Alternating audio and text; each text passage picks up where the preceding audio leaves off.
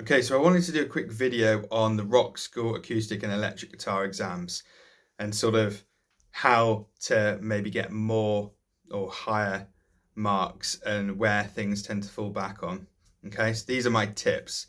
So, performance piece 1, 2, and 3 are out of 60, so 20 for each. You've then got the technical exercises, all the scales, chords, arpeggios, and the little riff, which is out of 15. Sight reading, improvisation, and interpretation, which is out of 10. Ear test, which is out of 10. General musician questions, which is out of 5. Okay? So, what we're trying to do is, first of all, we've got to think about the things that we can practice. Yeah? So, the technical exercises, the scales, the chords, arpeggios, all that, we can practice for like months before. Yeah, we can practice in all the keys that we need to.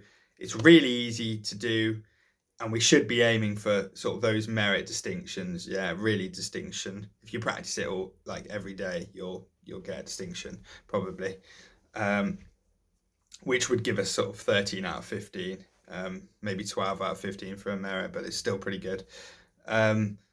So that's the first thing. The next thing are the performance pieces. So we can practice the pieces loads. Ideally, what you want to do, you want to get them right slowly, get them to a good standard, probably with a teacher. You can look on YouTube as well for all those videos where people break down and they play things, and you can create a playlist where you add all the things for your grades, videos that you find useful, etc. So you're wanting to aim really for kind of distinctions, merits and distinctions in those. Yeah, usually people tend to get like 1 distinction and 2 merits. So again, that's something, if you practice it loads and loads and you're ready a month before the exam and then you're just going over the repetition, then when it comes to it, you're likely to be getting those merit and distinctions. Yeah, so that's really those 2 things, the technical and the pieces. Just practice them religiously. Keep listening to the tracks all the time when you don't have your guitar. It really makes a huge difference. Can't stress how important that is. Don't be lazy on any of that, because that is in your control. So the next thing is the sight reading and the interpretation, improvisation and interpretation.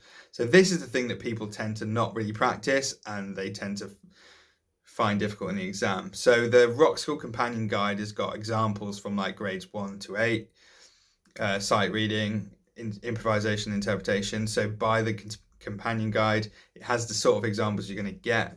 Really, really useful. Can't remember how much it is, but it's not that much. And if you work through those, you could pick a couple a week. You'll find that you'll straight away be starting to get more of those merit kind of things, merit kind of levels, and not just get a pass for sort of having a go at it. You'll be surprised how much better you get at it quickly. Maybe you might need a teacher for that bit as well, like to show you a little bit about how to count the rhythms and stuff. Anyways, so there's that part. Ear test is the next thing. Now this is like where you get some chords and you got to play them back. Now you can practice this in anything. You can literally find a song, listen to it, try and work out the first couple of chords. Yeah, without Googling it, looking at the tab, or looking on YouTube for some guy with long hair who tells you how to play it. Try to work out what the chords are. You can literally do it with anything. Pick your favorite band, just try and work out the first couple of chords. Ear test is the next thing. Sorry, that is ear test. General musicianship questions is the next thing. So these are usually questions like, can you find me a G note on the low E and on the A string? What key are we in? So how many sharps are there? If there's 3 sharps, A major, that kind of thing. What scales did you use for the solo? F sharp minor pentatonic, that kind of thing. F sharp Dorian, the blues scale, that sort of stuff. And then there'll probably be something about the instrument, like what does the tone control do? what does your whammy bar do? And then probably something like, trying to think now, those kind of questions anyway. It's ones you can prepare for. And again, Rockschool Companion Guide, I think, has those questions. And even the Rockschool books, if you look at the back of them, some of them have the sort of questions you're going to get asked. So look at those, read the whole book so you can go, oh, that's the sort of thing I'm going to get asked. It tends not to vary that much from those examples that they give. So this is something you can kind of prepare for. It sounds like 5 marks isn't really that much, but the difference between you only getting a pass and getting a merit, it's worthwhile. Or it might even be the difference between you getting a merit and a distinction. So again, really for me, putting this in order: technical exercises, scales, chords, arpeggios, the riff, all the 3 pieces, general musicianship questions, sight reading, and an ear test. You can really kind of prepare for all of it. But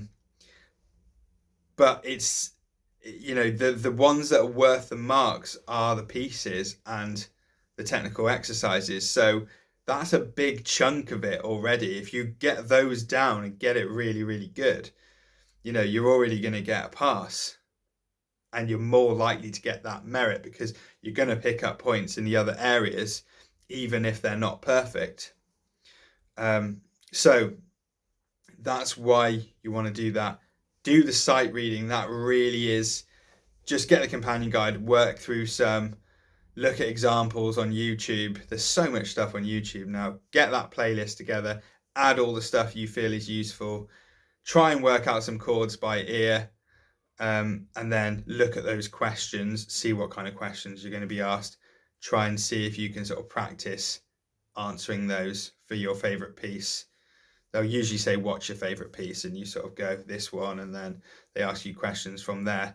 They might ask you something about the bar as well, like, what's that note on there? And if you can't read music, then you might lose a mark or 2. But actually, if you can answer the rest of the questions, you're probably still going to get sort of 4 out of 5, 3 out of 5. So at least it's something.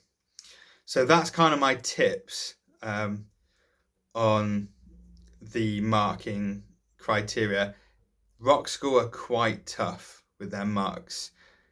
Whatever you get, you do tend to drop some marks. So you could get a distinction, you get 18 out of 20 and you still drop 2 marks, for example. So you could get 3 distinctions and drop 6 marks.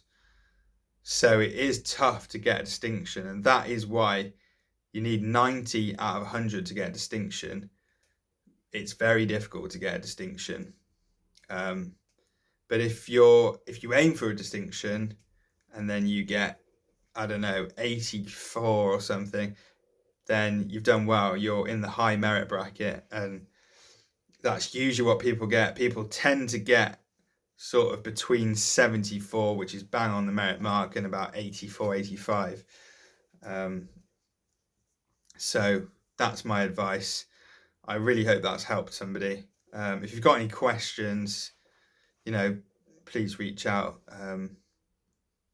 Thank you for listening. I know it's a long 8.5-minute video, but I think it's worth just hearing what sort of things you can do to maybe help get those higher marks.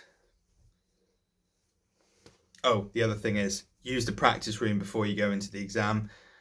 Use it, get there early, just practice in there. It doesn't really matter what you practice, just maybe run through the pieces a couple of times. Just keep the hands warm. And yeah, just really use that practice room. It really helps.